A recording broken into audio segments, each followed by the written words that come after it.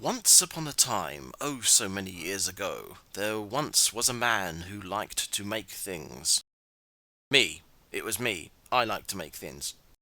Anyway, years ago I had an itch for making things out of steel. Blame this bloke. I made a fair few things. I did have a group shot somewhere, hopefully I can find it. Most of these were inspired by, or were actual reproductions of, something. Amongst them all, one item stood out. At least for me. The Jimmy Cleaver. One grey weekend I decided to make something quick and easy. Just like me. Cut from a single piece of quarter-inch steel, the Jimmy Cleaver was simple but certainly had its charm. Just like me. Unfortunately, it also became a monument for my inherent procrastination and ended up sitting around unfinished. I had planned to give it a hole towards the end to not only make it look more cleaver-ish, but to give it an extra handhold making it easier to wield. I also wanted to give it a wooden handle, initially, again, to make it look more cleaverish, but then I wanted to extend it the whole length to make it look more unique. But alas, procrastination set in, so I just wrapped the tang in handlebar wrap and left it to rust. Until now. First things first, clean up. Off came the handle wrap, which was in such bad condition it was crumbling as I unwound it. Then I took the rust off. I started with a sponge disc, I think it's actually called a preparation wheel, on the angle grinder, then swapped to a wire brush wheel to give the surface a nicer finish. I also sharpened the edge whilst I was at it, but I didn't record this because I'm an idiot. Probably for the best, I'm rubbish at making cutting edges. Now for the handles, which I drew up earlier on some plywood. I cut them out with a hacksaw. That is, until I got bored, then I used a cutting disc. Once cut, I clamped them together and used the "do not try this at home" die grinder setup to refine their shapes. Wood shaped, I used one side to mark up where they will go on the cleaver. This allowed me to work out where to put the holes for the rivets. It also allowed me to draw on the hole I wanted to cut out. It's at this point I wish I had a plasma cutter. With the initial hole cut out, I used a grinding disc to widen it roughly to shape. Thankfully I had a few old worn down grinding discs laying around to get inside this very awkward hole.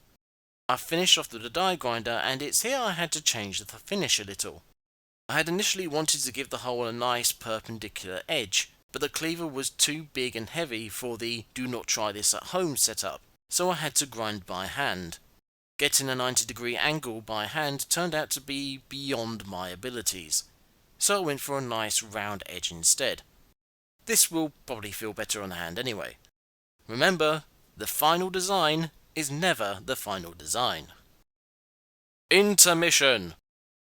So why am I fixing the Jimmy Cleaver up?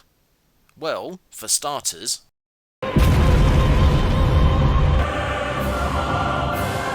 one of the bosses in Dark Souls 3, Yhorm the Giant, has an interesting weapon. It's called a Great Machete, but it has many of the same design traits the Jimmy Cleaver would have had I finished it, including the handhold towards the end. These details were the cognitive slap to the face I needed to remind me that the Jimmy Cleaver was a thing and wasn't finished. Secondly, I want to put my procrastination behind me, and I'm slaying that particular demon by finishing the Jimmy Cleaver. Thirdly, have you heard the phrase, "this is my thing"? There are others like it, but this is mine? Well, I believe everyone should have two things. A well-made sword, and something completely unique to themselves. As much as the other things I've made would certainly fit the latter category, the Jimmy Cleaver is very unique to me. This is my Jimmy Cleaver. There are no others like it. Intermission over! Now to put the handle on.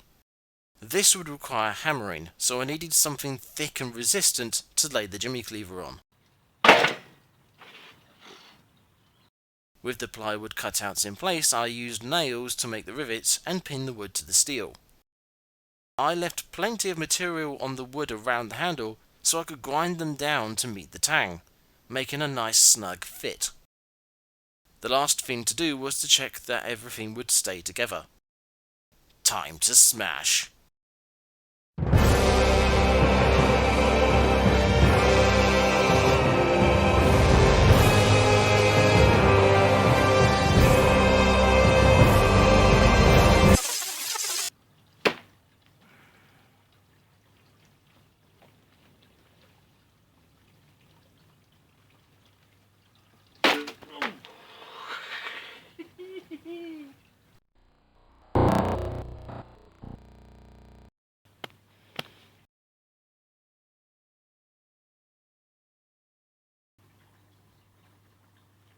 Whoops.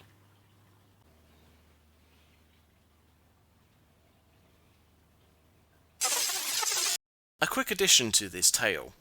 After I'd finished finishing the Jimmy Cleaver, I leant it up against the shelf in my flat until I decided where to put it. I had thought of putting it over my bed, but that's just asking for trouble. So one weekday morning it was just sitting there between my workplace and my gaming comp, which had a YouTube video playing. Sir Six's latest stream if anyone's interested. Anyway, an advert came on and I went to skip it, bumping my toe against the Jimmy Cleaver. I mentioned earlier I didn't consider my edges to be very good, so didn't think much of the bump. That was until I saw the blood welling up on my toe, at which point I pegged it to the bathroom to wrap it up before I recoloured my carpet. So yeah, apparently I'm better at making sharp edges now.